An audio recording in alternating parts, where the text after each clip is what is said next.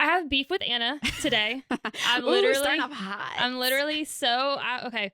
So we had talked about last episode. We're doing this whole top 5 thing, and it's like a new segment. Mm-hmm. She had already but when we talked about the segment, you had already pretty much put in some options, right? As these are different topics or categories we could do. And so I was like, oh, some of those are great, right? And then other ones, some of them were not. Yeah, and other ones I just kind of assumed they were there because they were there. You were she was just on one. Yeah, I was like, okay, bet. Okay. So the thing is, last night I was fully serious with everything. Yeah, so last night I was like, hey, will you pick top 5 because I picked top 5 last time. This bitch messages me back, kitchen utensils. What? Top 5 kitchen utensils. Mm-hmm. It's gonna be fun. They all clicked off. They're gone. They've left. It's so good though. So I literally sat here wanting to take every kitchen utensil I own and kill myself with it, trying to figure out what could I possibly do to make this interesting. Oh, that's insulting. That's not what I meant. What could I possibly do to make this boring topic interesting? I was like, okay, challenge. I think it's inherently funny. So, are we starting at 5 again? Yes. So, okay, who's going first? You can go first. So, number 5, I picked the utensil holder when you're cooking and you have to set your utensil down on it. That's a good one. So you don't get food on your counter and your stove. That's a good one. I like that. I thought so. I was proud of it. My number 5 is a wooden spoon. That made my list as well. Oh, okay. Mostly to beat children. Oh. It's multi purposeful. Yeah, okay. So it can also be used as a weapon. So I think Fair. That's good. Which, I guess a knife could be. But that one didn't make my list, actually. A knife didn't make my list. Spoiler, me neither. So number 4, I think hopefully there's not really an argument here because I won't be entertaining it because I'm like, nope. The rules were very loose. Besides, they didn't need batteries or electricity. Yeah. I put a corkscrew opener for wine. Okay. Because I think that's a kitchen utensil. It is. And it's very important. It counts. My number 4, I went from wooden spoon to slotted spoon. Okay. You get your veggies and drain out the liquid. That's important. If you're fishing pasta out. Slotted spoon. Number 3 for me was a wooden spoon. Okay. So I was higher on the list. Potato peeler. Number 3 for me, potato peeler. I just don't do that enough for that to be a necessity. I really enjoy. I don't love peeling potatoes, but I do enjoy the on the end of the potato peeler. There's the little eye gouger. Have you ever used that? As so stated, don't even use the that. Potatoes. Don't even do the potatoes. Don't peel them. So when potatoes get eyes on them and they start to grow little viney bits or whatever that you don't want to eat and you want to get them out, some people will just use the potato peeler and peel over that spot. There's actually pointed sort of divot thing on the end of it you can use to gouge them out. You didn't know that. Yeah. Now the you more do. you know. Number 2 for me is just because it's tried and true and you need it. A fork. My number 1 I'm more proud of, but I was I feel like I needed to pick at least one of the knife, spoon, fork situation, and I went with the fork because I just feel I use it more. Yeah, fork I would say is superior to spoon. Yes. I would use a fork for more things than a spoon. Yes. So I picked that. I agree. Number 2 for me, can opener. Manual can opener. That's a good point. I should have put that because I was trying to think of things that you really just are fucked when you don't have. That's a good there's one. Some kitchen gadgets that are universal, like a fork. You use it for their multi-use things. And there's some things that are very specific. They're single use, only going to use it for this one thing. And can opener is one of those. No, that's good. My number 1 is the thing that I wash the most. I need it the most. I use it every day. Mm-hmm. Tongs. And I always run out. That's my number 1 too. I literally every morning I need tongs and Travis. It's the most used thing in the house. Yeah. And I'm I need 400 of these. And I have one, just one. Yep. I have 2, and they are in constant rotation. Yes, that's so funny that tongs number 1. Okay. You're welcome for that. I enjoyed that. I hope you stayed. So today, just so you know, this is what are we getting into? We are going to talk about Ariana Grande's new single and people calling her a homewrecker. That's fun. And then you saw a TikTok about a woman who was called old because she didn't have any work done. Yeah, so a 28-year-old on TikTok was like, here's my face, and we're going to talk about the discourse around that. Yeah, and then we'll have some why are you yelling stories from We have our a audience. repeater. We have a follow-up. Mm-hmm. So, yeah. Okay, all right. Here we go. Roll the intro. Let's talk about Hitler. That'll make sense later. I'm immaculately conceived. I don't know what to do. I swear I'm not stupid. Take it or leave it. Sometimes you just want to leave it. If I gotta borrow my mom's underwear, I'm borrowing her underwear. You just, yeah. Misa likes the Jar Jar Binks. I'm not gonna edit it out. Oh no. I don't know. Like, I think I was pretty great. Just Sucks saying on the to planet. suck. Why are you saying it with a question mark? Clap, bitch. All right. 3, 2, 1.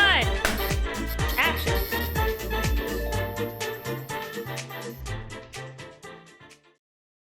And we're live. I'm Anna. And I'm Jessica. And this is Why Are You Yelling? Here we are. Okay. What are we starting with? Ariana Grande. Okay. Homewrecker. No. Put it out there on the table. Lay the No. cards. Okay. So it's very interesting to me that everybody thinks that okay, backing up. I do not personally believe that I have to condone every single thing that everybody does for me to enjoy what they put out. Separate the art from the artist. Yes. So I'm like, the fact that Leonardo DiCaprio only dates girls that are 25 or younger ain't my business. I'm still going to go see pretty much every movie he's in because he's one of the best actors of our generation, like of just modern film. Like he's just amazing. And so okay. And then, people are going to obviously say then, well, I mean, being titled a homewrecker, which is kind of sexist. That's interesting to me too, but is a lot different than, dating younger women when you're an older guy. You're not really hurting anybody when you do that versus, tearing apart a family. And I just am like, well, she didn't tear apart my family. I wasn't there. Had nothing to do with me. And I don't really know that she has to be a good person in order for me to enjoy her music. Yeah, I mean, if we're talking about if she is a good person or not, which, I mean, how the fuck would any of us really know? I mean, and that's everyone's personal prerogative, whether you want to support somebody by listening to their music or buying their art or supporting them in whatever way.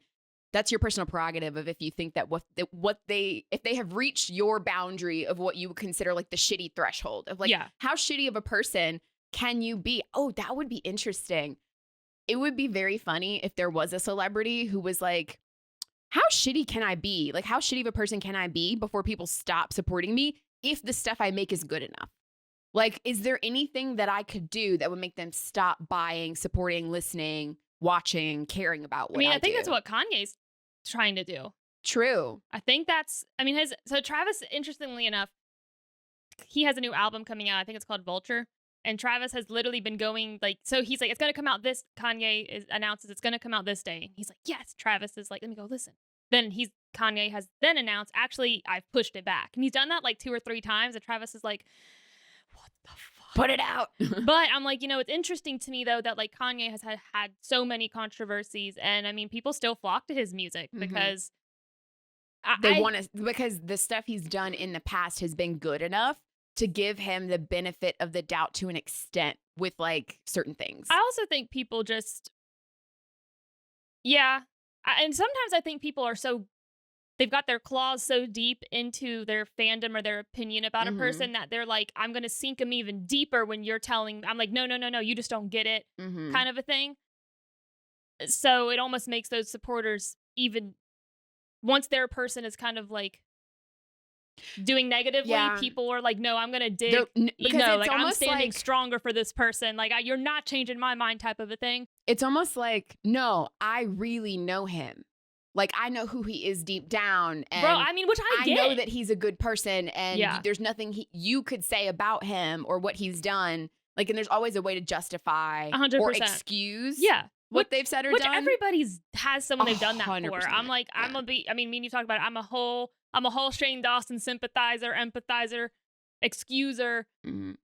Selena Gomez, same thing. I'm like, don't speak about them.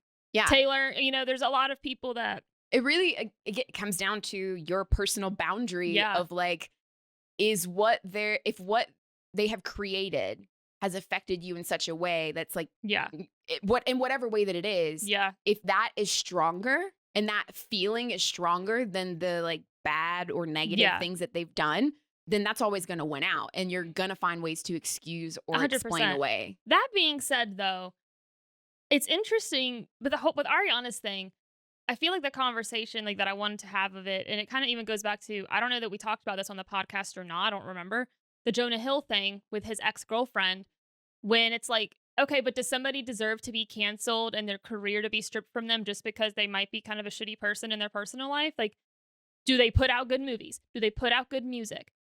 The other stuff doesn't matter. And to be honest, we have such access to celebrities now that we didn't have 20, 30, 40 years ago, that like pretty much we saw what they wanted us to see or what certain, outlets would put out, years and years and years ago. Yeah. I mean, it comes down to, if you think about the scenario, so like with Jonah Hill and his, ex, and then that situation, and then you look at Ariana Grande and her current boyfriend, I guess. Y'all, what the fuck is up with that? Just please, I know this is going to be super ugly, but side note, like, can anybody explain that to me? Is there something of his I haven't seen? Is he in anything whatsoever that explains this situation? Because I'm not trying to shame anybody's looks or judge anybody's looks, because I'm sure the second I do, someone's going to come for me, which is whatever. But the point is, why? Does anybody know why? Does this make sense? Like, that's just objectively. Mm-hmm. I don't get it. It's weird. I just can't. I look at him and think to myself, wow, like, that was the Weasley that, Molly Weasley and Arthur from Harry Potter, they gave up for adoption. Like, they were like, no, that was too far for that them. was born out of wedlock Weasley. Yeah. That they were like, no, like, scandal. Gotta give him up. He looks like he would have played SpongeBob on Broadway. Like, I look at him and I don't have to picture it. He looks like I see it. Worked at Weenie Hut Jr. Yes. Or was it not worked? Belongs at. Yeah. It's that aside, don't get it at all. But whatever. Maybe he's beauty's on the inside. So, but getting back to, when you're looking at the interpersonal relationships of celebrities, and whether they, behaved poorly in those, or however they've been as a partner, romantically, whatever, like, should that have any effect on their professional life and their ability to work? You have to like kind of remove the celebrity out of it. And if you put that onto like a normal person, like me or you, in our interpersonal relationships, have we done and said shitty things to people? Duh. No. Everyone. I've never said anything mean to anybody. I've never made a horrible decision in my life. I am the nicest person on the planet. Yeah. But I mean, hypothetically, if I were to, if you were a flawed individual and weren't perfect, then no, 100% people that make mistakes shouldn't, like, they should still be allowed to keep their jobs. Yeah. So. No, but for real, of course, obviously I've said horrible things. Yeah. Every day. Obviously, I've been a monster. But it's, every day. Like, every second. But yeah, everyone's done or said these things and in these moments, and like, to me, that shouldn't really have a bearing on if you can work. No. And the only criteria for if you're able to keep your job is, can you do your job? Literally. Yeah. And do it well. And have you committed a crime? An actual crime? I mean, people can judge you. They're gonna judge you. Yeah. Whatever. But I think I also think it's just a little extra to me. People that are like, I just no longer can support her. Every time I hear this, and I'm like, listen, if that's your line in the sand, then I mean, you do you, but it feels like you're just looking for clout on the internet with your comment. You could have just not listened to her. Yeah, but why do you have to? It comes back to, we said before, virtue signaling. Yeah. It's like, why do you have to publicize that you're not supporting this person? Why can't you just make the choice to not do it? Yeah, just go listen to somebody else. So it's just one of those things that I'm like, I think that it's a very common thing with celebrities, especially females. They're at the top of the world. Everybody loves and adores them. But then they're like, oh, not anymore. Oh, you know what? That's really not who she is. She's not this and she's not that. And then everybody's trying to also point out. I mean, so I'm like, watch it. I'm saying it now. They gonna come for Taylor. Probably next year, there's gonna be a whole thing about it. She's just been at the top for too long. They've constantly now have been over the past, 6 months or so. But nothing's really hit. Nothing's stuck yet. And really. So I'm like, no, a narrative will change eventually, and it's just gonna be lame as fuck because people need the clicks. Because there comes a point where seeing something positive about somebody for so long is gonna, for a while, you're like, click, click, click, click, click. Then eventually, you're like, well, duh, of course this. And so, the media is like, well, let me spin this negative story next. I wonder, though, if Taylor Swift is in a position where she's now become, her reputation, in a way, has become immune to some of that. Oh, her fan base, for sure. Yeah, because her fan base is so huge at this point. But, like, we've also seen her go through like the worst time of her professional life where literally the world hated her. And she came back from that and she's talked about that experience. So I wonder if she's in a different position where she's a little immune to that now. She might be, but I'm just like, Ariana Grande, thank you, next, everything. I mean, everybody loves her. Everybody she puts out whatever, everybody adores her. And then this whole thing happened her whole like persona is interesting to me because she is so physically small in stature. She's got a higher pitched voice. She does a strong voice, though. Yeah, but she can sing. Damn. But like her persona is very, like, to me, feminine, girly, soft. And people feel, I think, almost like protective of that in a way. And then you look at like some of like what happened with Mac Miller and her relationship with him and his passing and how that really affected her emotionally. I feel like people even more feel like protective of her and supportive of her. Yeah. And then so you see her going. So I feel like she has that sort of bubble around her in a way. So then for her to move outside of that bubble into this, people are now like, she's a homewrecker or she's a wanton woman. She's going after another woman's man and like putting all this on her. Like, whether it's deserved or not, it's interesting to see how like that persona she carried for so long, it's now. Well, yeah, I think the fans' perception, they almost feel like, wow, how could you do this to us after it's like you betrayed us. Yes. Yeah. And I'm like, bitch, what are you talking about? I wonder if that is why some fans or the public at large turn against, especially women, whenever there's some perceived like slight against them, because it's like if they make one misstep or do one thing wrong, then it's like it's not like they did this bad thing to this other person in their in their like personal relationships and personal life. It's you have slighted me. You've slighted us as a fandom, as a public. You have like we've misjudged you or you've tricked us in some way. What's interesting though is I would accuse mostly women of the people that react so strongly to that because I think what's funny is when a man makes a mistake and he might have a higher fan base, I don't think it's not as bad. I don't really see male fans turning as quickly, even on the whole Matt Rife thing. The male fans he did have, they were like, whatever. And the female fans, they took it personally, like, oh, it's a slight against us, not just a joke that people took as sexist. It's like, you betrayed us and I've had your back. Like they're owed something. And I think maybe it's because I think women have to defend their opinions a lot more than men do.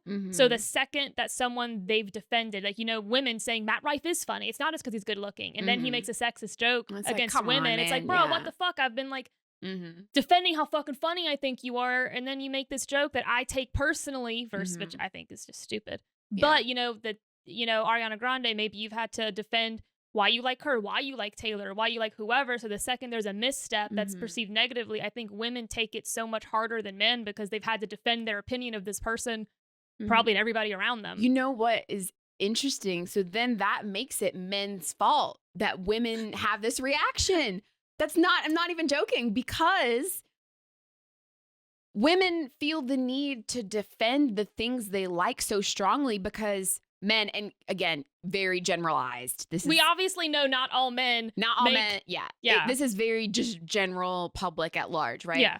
And because men so often will ridicule and mock the things that women like. I have to defend my love for Taylor Swift since I was 12 years old, mostly to men or women that were haters, but whatever. Yeah. And so it's like we have been conditioned to so strongly defend and have to like to say, no, the things that I like are valid and here are all the reasons why. And when you go up to bat for somebody and defend them, and then they do something that's like kind of shitty, it's, you know, it's like those people can turn around and be like, they go, ha, see, I was right. You like this thing and that they aren't even a good person. Yeah. And so I can see how like then you've been conditioned to then turn against that person. Yeah.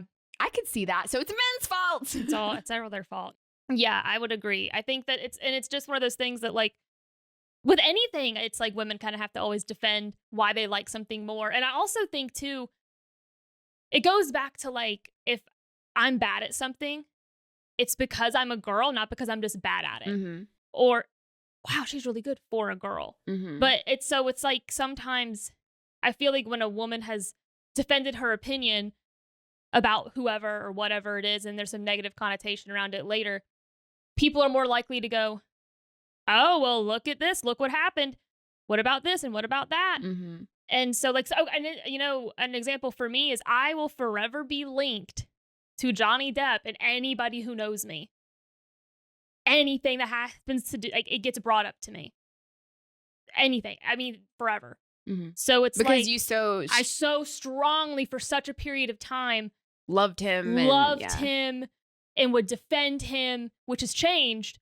But even though that's changed, people still bring it up to me. Mm-hmm. Yeah, I think it's interesting that the point you made about like it almost feels like it's women, like, oh, how did you say it? It's like it's women's fault if like, what you literally said it and I had a thought. What did you say? What about which part? When I talk a lot. I don't. No, you just said it. It was like women feel like they have to so strongly defend the things that they like. And then it's like, if it's basically when something goes wrong, it's the woman's fault.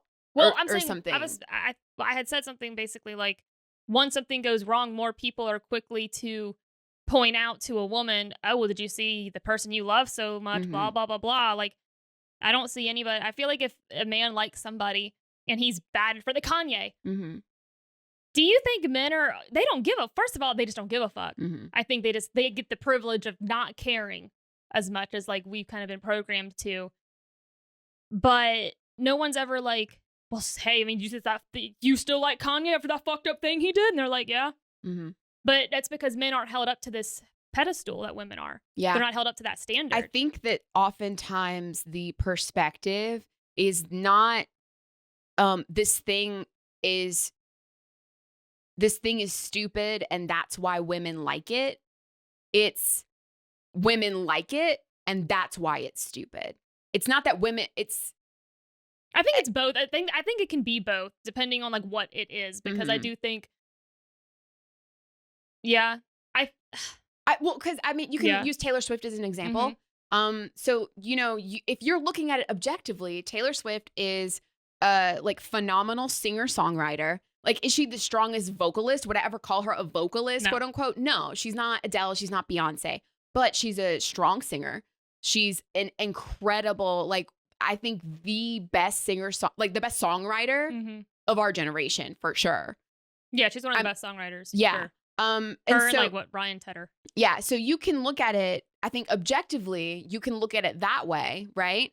But because so many women identify with her and love her and support her, the default response from a lot of men is, oh, well, that's dumb. It's stupid. It's like a girly thing that like I could never like, or I can't. It's like they have to, it's like there's no credibility there because women like her. Versus like, I think a lot of them can't relate either, you know, and that's because, I mean, it's obviously like a lot of her stuff's about girlhood. So it's kind of like, you know, that they don't relate, so they think it's dumb. I mean, I would make the argument that a lot of her music, I think is kind of neutral. I would say, I think a lot of her music later on is. I don't think the beginning of her discography. For sure, yeah. So I'm like, you know, guys like Travis to me he was always neutral about her. Now he likes her. Mm-hmm. I mean, I think even I could see you making the the argument that her stuff is, it's more about womanhood, girlhood stuff up through even Reputation. But and maybe a little bit Lover, but there's songs in Lover and definitely in all the albums after that to me you could sing from a guy or a girl's perspective. They apply equally. But I also think that's okay. Like I think though too, like, do you think that there's a lot of male artists I love, but it's still their perspective. But like I think that not everything is so literal, but I think women are a little bit better at not taking, like an Eminem song. He's obviously rapping about himself. He's a male. Sometimes his perspective is male, but I'm able to look at that and go, how, instead of taking it so literal, how does this apply to my life? Yeah, so, I feel like women are more in touch with like the feeling and the emotion they get, which kind of tracks they get from a song versus like men, I think, are a little more literal. Yeah, I mean, they're not. I just don't think they're going to. Not saying that men aren't capable of it. There's plenty of men that do, and that love to like dissect and really talk about what the meaning of something is. But to me, the whole argument to see how quickly people will turn on like a celebrity or an artist for what they perceive as a mistake, and then to act like they take it so personally. Like she, like Ariana Grande, quote unquote, home wrecked their house, their relationship. And I'm like, first of all, it's an extremely sexist thing to do. And I don't believe in this whole home wrecker thing. Like, wow, well, if there was something already wrong there. The only person who can wreck a home is the person who lives in it. Like you left that's on him. He is the home wrecker if we want to get down to it. Yeah, he's a home wrecker. He wrecked his own home relationship, family situation. Yeah. We have no idea the timeline of their relationship, her and Ethan. No idea whatsoever. We have no proof, no anything to know whether or not there was actually cheating or what it was. Or even what his relationship with his then wife was like. We think we know what a relationship is like because he posted Happy Mother's Day to her when, on Mother's Day of last year when some of the drama was happening. But like, was that supposed to represent an entire relationship? Well, he just posted this, so they must be in a good place. That to me is just how out of touch people are with reality and what a relationship is. Because everyone. That's easier than like being good and healthy and happy in your relationship and communicating, just posting a social media post. That's not communication. I mean, do people forget that when they post to social media, to their own accounts, that is just a snapshot of your life. You could be like the most miserable you've ever been in life and you post a photo of you like hanging out with friends or at the beach or something and it's like YOLO, like, whatever, like smiling in the sun, but like you're miserable. No, like that's you were happy because that's not real life. It's just it's what you want to show the world. No, it's just bizarre. I think it's weird. I think that, listen, everybody has their whole like line in the sand kind of a thing of what they can and can't support, I guess. I think some people are taking it a little too far. I think it's okay. To me personally, I'm like, most of my favorite people have made errors in their life, made mistakes. And that's what makes them interesting. It makes them interesting. It makes them relatable. It makes I don't know. So to me, I'm like, obviously I'm not saying it's okay to go out there and have an affair or anything, but I'm also saying that ain't my business. That it didn't happen to me. So obviously I'd feel a lot different if it happened to me, but that's still on that personal level. Yeah. It's not about the art. Yeah, obviously if that happened to me, I probably wouldn't listen to her anymore. That's probably fine because I'm just going to think about that situation. Yeah, pretty valid. As a person, I'm like, artists, they make mistakes. They're literally human, and we constantly crucify them for being human, but also at the same time make the argument that, but they get me and they write music or they're a part of movies that I really relate to. Yeah. And you can't have it both ways. You can't just have it where they're relatable because they're flawed. Yeah, like they can't just be relatable in the good times. People who are actually perfect, not relatable. No. Because you're not perfect and you know you're not perfect. No, like if anyone knows your flaws, it's you. It's me. It's me. Mario. I just think that it's just weird. So, whatever. I think y'all should get over yourselves, to be honest. TBH. Yeah. Okay. So, that's Ariana Grande. Yeah. Move on to TikTok. So, this girl on TikTok posted a video And the whole concept is, here is a reminder what a raw face of a 28-year-old girl who hasn't had any work done looks like. A 28-year-old girl? Like you're a 21-year-old teenager? Yes. So I'm going to let you watch it. Okay. And then I'll put it up here for everyone else to watch.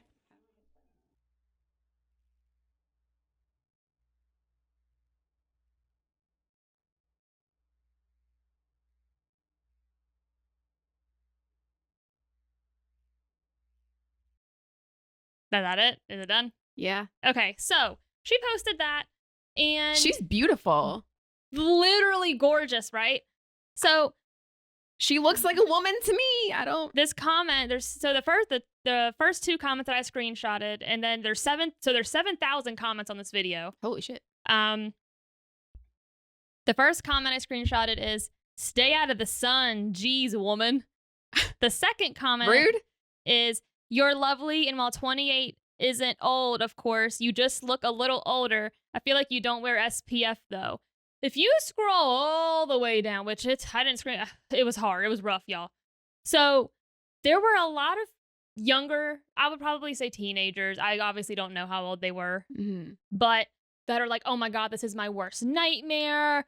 Like dogging this girl for having some wrinkles next to her eyes, right? And she doesn't even have wrinkles though. It's like, you see them when she smiles. Does she have a couple fine lines under her eyes? Yeah, but that happens. It's called aging. Like, but she doesn't have wrinkles. Yeah. They don't know what wrinkles are. No. And so the funny thing is, like, so once I guess she got some negative comments, the good people came up in there. Good. That's why it was so hard to find bad comments, because everyone was like, "Excuse me, like you're fucking like beautiful, you're gorgeous." You're delusional if you're saying she looks awful. Like, well, because I'm like, the sad thing is that, like, I feel bad for teenagers now because they have no true concept of aging, and their perception of it is so warped that, like, they've grown up with, iPhones and these apps that have filters, and the fact that 20-year-olds are getting Botox just to avoid, like, what? That's like something people used to get. To me, like, growing up, that was like something you started to get in your 40s and 50s. Like, well, and Botox is supposed to be preventative. Yes. So you don't get like frown lines and wrinkles and stuff as quickly. And then filler would be what you would get to fill in wrinkles, or you would get like some sort of work done to lift up and whatnot. But yeah. So that to me was just like bizarre. And it's sad because I'm like, I think we act like we live in this society of like, "Oh yeah, looks don't matter." And we accept everyone. But you don't. Yeah, no. Because people still think they age out when they're still very young. People think their lives are going to be over when they're 30, when they're 40, when they're 50. And I'm like, y'all, we probably going to live to be like 100 now with the way things are going. It's so odd how your perspective of what it like age is and how old someone looks at a certain age. It's interesting how that shifts through time. Because, I remember being, teenager in middle school, high school, and all the movies and TV shows that you see of people, your age, it's people in their mid-20s, early and mid-20s. So people playing 14, 15, 16 are like 23 to 28. I mean, High School Musical, which came out when we were in middle school or early high school. Yeah. I think it might have been middle school. Yeah. Monique Coleman, who played, what was her character's name? I forget her character's name. I forget too, yeah. But Monique Coleman was, I believe, 26 or 28 when in the first High School Musical, when she's playing a 16-year-old. One of the girls in Euphoria is like 30. Oh, yeah. Cassie. The girl who plays Cassie. Yeah, and I'm like, she's playing a 16-year-old. And it's like, I mean, wait, when did the Vampire Diaries end? Because like you ain't tell. I mean, Ian Somerhalder, Paul Wesley, they're like what, 30-year-old? Like Stefan is 17 and Paul Wesley's like, no big deal, y'all. I'm just like 35. Yeah. So I think it's odd that like our perspective of what we're, when we're younger, what we thought we would look like when we got to 16, 17, 18 is so different compared to what like we saw portrayed in the media versus what actual 16 to 18-year-olds look like. Yeah. So they look much older than what you actually are. So you feel like you're not even comparing with these actual men and women. You feel like you don't look like you look like a child still, right? When you want to look like a man or a woman. But then when you do like see actual men and women who are who in real life who are the age and they're not playing someone younger, it's like, oh no, they look old. And you're like, I don't want to look old. It's like you gotta look older than you are, but you can't be too old. It's like this golden window that you have to stay this age perpetually. Well, it's that. And I'm like, do people just think their lives are over once they get older? Like I was told once that and it was meant as a compliment. It wasn't, and it came from a good place. And so I'm not like dogging this person, but they couldn't believe, it was a teenager. They couldn't believe that I think it was 28. And they were like, you're 28? Like, I thought you were like 20. And they're like, you just look so good for your age. And I was like, okay. What does that mean? But like, what do you think I'm supposed to, like, what do you think a 28-year-old looks like? Like, what do you think? Like, I don't understand. And so I just am like, it's just bizarre to me. But I think one of the biggest things is people have got to realize, like, it is a privilege to get older. Of course, it's scary. Of course, like, because of how we've programmed what we think youth is, and that, like, basically, if you haven't accomplished your goals by the time you're 30, just to give up, check out, which isn't true. And it's hard to, really combat that sometimes mentally, especially as, like, I'm 29 now, so I have to constantly be like, your life's not over. No, it's fine. Well, I mean, by the time you're 30, you've only been an adult and functioning as an adult in the real world for, 12 years? So you were a child and not an adult for longer than you have been an adult by the time you hit 30. So it's like, that doesn't make any sense. And I'm like, how can your life be over before it's ever really even started? And and it's like, if I had to say anything to teenagers, because I think a lot of this is, I don't think there's any true malice behind it versus like they're just not, some of them aren't grasping. I'm like, it's a privilege to get older. And it's a privilege to live life because, like, I have a friend who died and he'll never be 30. He's dead. He's forever 23 years old. Like, that's it. I have an uncle who died at 32. That's it forever. He didn't get to grow up with us. The only way you stay that age forever is if you die. Yeah. So it's like, it's a privilege to be able to still be here, be with your friends and family. It's not like, because the only, like you said, the only way you're not is if you're dead. So it's, I don't know, there's such an emphasis on like, what do you look like? What is this? And what is that? And it's like, I mean, she's beautiful. She's a beautiful girl. The idea that people were even like dogging her at all and saying it's their worst nightmare is wild to me. I think they're confused about what they think people at 28 look like. I think they're confused. Because like you said, a teenager told you, oh wow, you look so good for 28. Like, so do you think 28, I'm supposed like what am I supposed to look like? Exactly. Like, you think that I'm supposed to look quote unquote old, but then you look at this woman who is beautiful, 28 years old, and they're saying, oh, she looks so old. I'm like, no, she doesn't. Like, what are you talking about? It's so weird. Like, the perception of it is bizarre. Yeah. I don't understand it. And I'm just like, I got news for you, honey. You gonna regret that comment later. Yeah. And you will, and you're gonna get a slap in the face because Gen Alpha coming for you. I know that some of this just comes with age. It's literally, you just have to get older and realize how unimportant some things are and how, like, it's just dumb. It's weird. It's just dumb. And like these teenagers, like, perceptions of age, it's like, just you wait. You're going to see. Yeah. All right, so we're going to get into our next segment. It's a new segment we've just started recently called Why Were You Yelling?, where we read our audience submitted stories and we decide whether they were right to be yelling or if it was right for someone to be yelling at them. So let's unravel the trauma together. Here we go. All right. The first story is titled Pregnancy Hormones. One summer, I was 5 months pregnant and working on a college campus. I lived in an on-campus apartment below college students. The only people in my building were football players since it was the summer. The room directly above our apartment was being really loud one day, and I had gotten very angry, especially since summer is the one time it is quiet on campus. I walked up to the room to confront them. When I knocked, no one answered.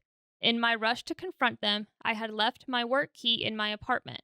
I went back to get my work key, and by the time I got back, the room was still being loud. Our protocol was to knock and announce yourself before keying into the room. I knocked and announced myself, but still no answer. I keyed into the suite and there was a male student who was walking out of the bathroom who was confused what was happening. I yelled at the resident and told him that they needed to turn off their fucking music. The resident was caught off guard by me saying that, and I explained to him the noise policy and asked him to turn down his music. At the time, I did not even know I had cursed at the resident, but I had butt dialed my husband, who heard the entire conversation over the phone, and he told me that I cursed at the resident once I returned to my apartment. Oof, them pregnancy hormones. She was mad. I realized I should not have cursed, but I had to yell so they could hear me over the music. And that's the story. Yeah, fuck them kids. They had it coming, bunch of assholes. I mean, be considerate. Like, I know that up to a certain point in life when you're a child, up until before you go to college, maybe you're a little self-centered. You don't necessarily think about the way that your actions or what you do and the way you behave are going to impact everyone else around you. But like, let's be real, college or around that age, you know, after graduating high school is when you get a real crash course in what it's like to live in the real world. And in the real world, yeah, you can't be an asshole and be super loud because there are things called noise ordinances and you get the police called on you if you're being too loud outside of normal like hours. No, so, literally. I'm like, you should have just yelled more. Yeah. Like, you should have yelled more. I'm all about it. Should have yelled. I'm with you. So I'm assuming you were, when you say you keyed into their room, I'm assuming you were like, She works on a college campus. So she lived below the college students. So I'm assuming she was kind of like a resident? Yeah. Or like someone who worked in the building or something. Yeah. I think, yeah. So, I mean, she was 5 months pregnant. She was working on a college campus and she lived in the apartment complex with some students, I guess. So yeah, it looks like she must have, she had a work key. So, and she knew what the protocol was. So I'm like, yeah, I think, definitely not appropriate to curse when you're in technically in that moment you're working, right? If you're a resident of a building and you're in charge of making sure like people follow the rules in the building, maybe, don't curse at people when you're yelling at them in an official capacity. But I think yelling in that moment is appropriate. Personally, I'm like, you should have cursed more. Yeah, personally, they had it coming. Don't be an asshole. I think that they were being completely ridiculous and stupid and rude and, oh well. I don't believe that, the whole, like, it's not like she said, you're a fucking dumbass bitch, she just said, turn down your fucking music. So it'd be different if she's like, you're an asshole. Then I could be like, okay, yeah, maybe you shouldn't say that, but, just saying the word fuck, like, whatever. I'm like... we do it all the time. It happens. I'm like, I think... I don't do it when I'm clocked in, though, I can't say that. So, depends on your work environment. Yeah. And, the culture there, but I think you are 100% justified yelling. I'm just trying to, 1,000%. In my head, visualize everything she's going through in that moment because she's 5 months pregnant, probably super hormonal. It's the summer, so it's probably hot, and she's being annoyed by this music, and then she's in such a a state of anger and being upset that she forgets her work key, has to go back down to get it, and in the process somehow butt dials her husband. Like, what kind? And then you don't even realize that you're cursing at somebody as you're yelling. Like, what kind of hot mess state were you in? Like she said, she didn't even know she cursed. He just told her. She was in a blind rage. She blacked out. You know what? You cannot be held responsible for the things you do and say when you black out. No, you really can't. And truthfully, that's pretty vanilla when you, if that's all you said, being in a rage, like a blinding rage, and you didn't to the point where you blacked out. Yeah. Yeah. And all you said was fucking music. Like, I probably would have attacked him. So it's kind of like, truthfully. With the key. With the key. You're not going to be able to play it now. So no, I think totally justified in yelling 100%. Like, you could have yelled more and I'd be on your side. Okay. So we have, Anna will be reading this. We have a repeat story. For those of you who followed along with our last episode, the grandpa in the CSI Miami episodes, they have updated us. I don't know if this is a girl or a boy. They have given us an update, and here you go. I have not read this. Anna has not read this. I just know this is this person. I'm ready. So this is the follow-up to a story that was submitted from our last episode about the grandfather in the CSI Miami episodes being deleted. So this is titled Grandpa Souffle and CSI Fallout. There's a foreword. Before I get into the story, I have some things that I'd like to set straight that you two had mentioned last episode. Spitting in my grandfather's face is a decision that I have come to completely, totally, and wholeheartedly regret and have repented for. Nothing I have done or said will bring back those episodes of CSI Miami, and I need to learn to move on. I am aware that it is assault, but I am my grandpa's special boy. It's a boy. Surprise. Answered. And he would not call the police on me, even if I had done something really, really heinous. I agree that it's Grandpa's house and I should respect his rules, and I have told him as much since then, so I appreciate your candor. I didn't mean to come off as unhinged as I did in my initial WWYY story, and I apologize for that. You can probably tell that emotions were fairly high when that was written. Also, the reason I had the episodes on DVR and not on DVD at the moment is because my entire collection of CSI Miami, including all the special bonus features. Oh, fuck. I know what they're going to say. Was claimed in the inferno that claimed my house. And yes, our Texas Roadhouse.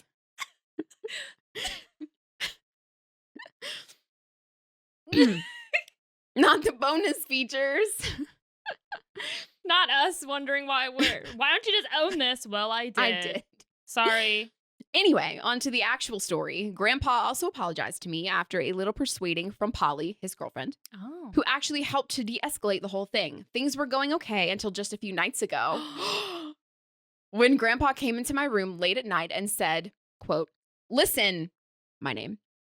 I appreciate that we've made up, but I still need you to move out next week."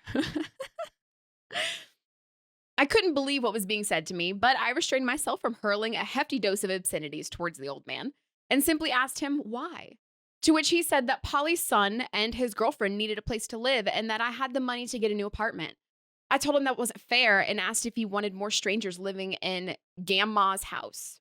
He was hurt by this and asked to put my feelings about Polly and her family aside and just see them as members of our family, which I scoffed at.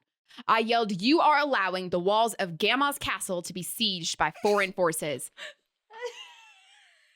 Grandpa then accused me of being racist. What? Because Polly and her family are Romanian, but I didn't even mean it like that. I was just being hyperbolic. Wow. I felt like Horatio during the season 6 finale of CSI Miami, titled Going Ballistic. I'd been abandoned by those who I thought I could trust most. So I once again pushed the deep, dark anger swelling inside of me to the back of my mind palace and packed a bag, taking only what was mine and all of the Skippy peanut butter. I love the Mind Palace reference, Sherlock. Not the Skippy peanut butter. Unfortunately, there was no smooth, so I was stuck with the second-rate crunchy peanut butter. Disgusting. Should have left it. Which is really sort of an allegory for my life. My whole life was one big can of Skippy crunchy peanut butter. Bless your heart. Oof. I have always been attached to peanut butter because of the memories that I associate with my mother and her making PB&J for me and my siblings before my father got home from work. He didn't let us eat white bread or processed sugar, so she would hide it. Anyway, this peanut butter fiasco was one last folly at the hands of my cheapskate grandfather, and I was off, taking an Uber to my cousin's house where he said I could crash for at least the next week.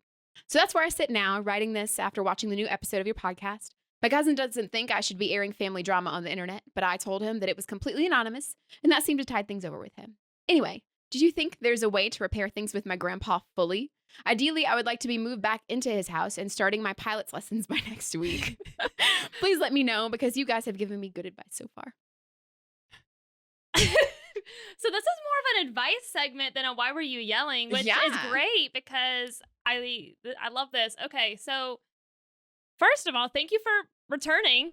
Yeah. And a repeat viewer. I love it. The follow-up. I like that we get a little bit more closure. I feel like this might be an ongoing update situation. I actually want to know about your life all the time. I just am, the way this is written is always, it's just so funny to me. I really think you should consider being if you actually want some advice, you should definitely consider being a writer instead of a pilot. Hysterical, super funny. So you want to repair your relationship with your I know what grandfather. you need to do. Okay. So this is what needs to happen. I'm ready. Any advice that is given here on out is advice that you choose to take, and you are an adult, so I cannot be held responsible if you listen and get in trouble. We are not professionals. I think that the best way to fix this situation is to visit your grandfather, steal your grandmother's ashes, and hold her hostage. And say, no, this is Grandma's house. She don't give shit. Fuck Polly and fuck her family. Those damn Romanians. Yeah. Like, absolutely not. Grandma would be rolling over in her grave, but she can't. She's turning in her urn. So she's swirling in that urn, upset. The vortex in there. You hold her hostage until your grandpa is, he needs Polly and her family they need to get. You don't know. And the only way that you and Grandma's ashes are returning into Grandma's house is if they get. And you hold firm. Yeah, you stand your ground. Now, I guess we could offer another way just to be safe. You know, if you're not vibing with that course of action. Yeah. I'm like, so Polly's family, how many people were? The boy is Polly's son. Was that what it was? And girlfriend, I believe. I'm confused as to why Polly is going to be like, hey, you guys should fix your relationship and then bye. Like, get out because my family's coming now. That's rude. Is Polly the one that insisted you leave? Who's really like into this right now? Like, I don't understand. Okay, like, so I'm like, wait, so was it like Grandpa coming in saying like, listen, Polly's son and girlfriend are moving in here, and then you're like, that's not fair, and then Grandpa's like, well, you can get out because you're racist because they're Romanian. Like, is that what happened? Actually, or like, so. Truth be told, here's some advice. I noticed in here, it was not said that he didn't argue that he could get his own apartment. He didn't say, no, I can't afford it. He was just like, that's not fair. But here's the thing. It sounds to me that you and your grandfather, your relationship would probably benefit from not living together. Yes. I think that, truth be told, if you are able to, whether he's right or wrong or whatever, by asking you to leave to benefit yourself in the long run, you should get your own place if you can afford it, because that wasn't an issue in here. You never said Grandpa said you could afford it, so we're going to and you didn't dispute that. Yeah, you didn't dispute that. So we're going to go off of the... So now, granted, if that's incorrect, everything I say, moving forward does not help any. But if you really, so the question is, do you think there's a way to repair things with my grandpa? I think that getting your own place, separating yourself from him, taking a little bit of time. And he can still pay for the pilot's lessons, though. He did, at this point, that's the least he could do.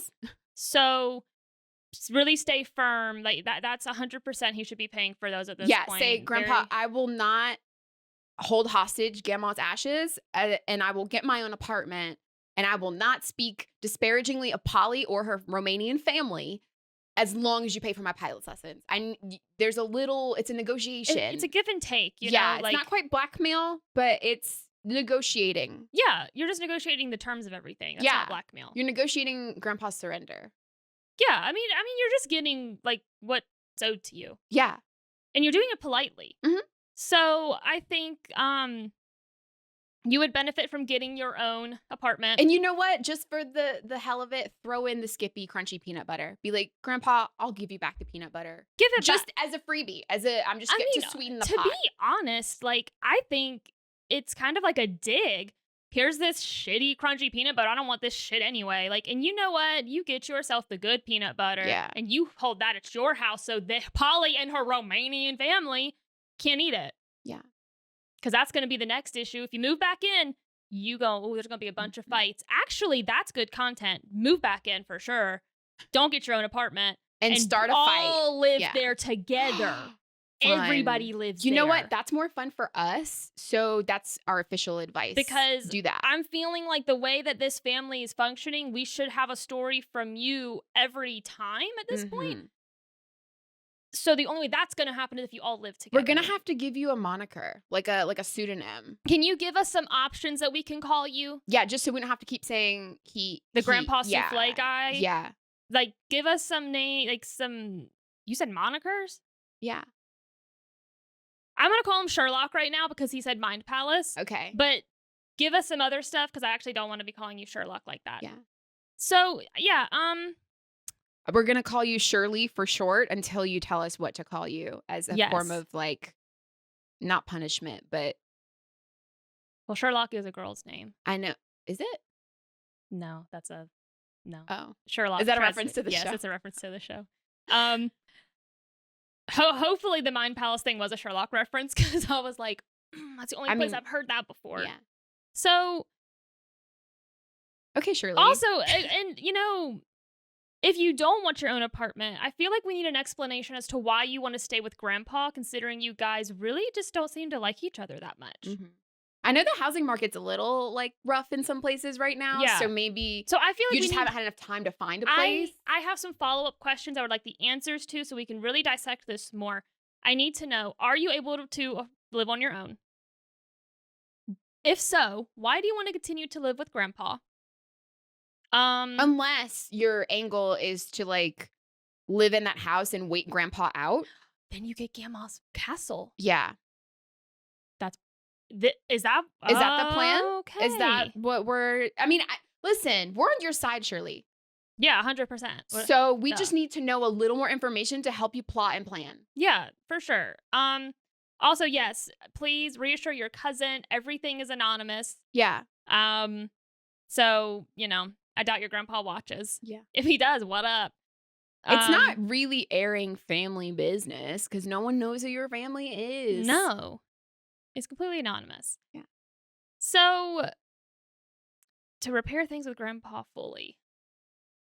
I feel like we gave you some good options. Yeah. I really want an update to this because, you know, this was written however long ago and then this will be out in a week. So, I mean, let us know the update on this because I'm now very invested. But as I've stated, I truly feel you're wasting your talent on these pilot lessons. You really need to you need to write. This is like hysterical. And it's so well written. Maybe you pursue the pilot's license for work purposes. You can use that for career-wise, maybe, and then do the writing stuff on the side. I just am like, I think because I feel like pilot's lessons, it can be like immediately like impactful. There's a lot going into being a pilot.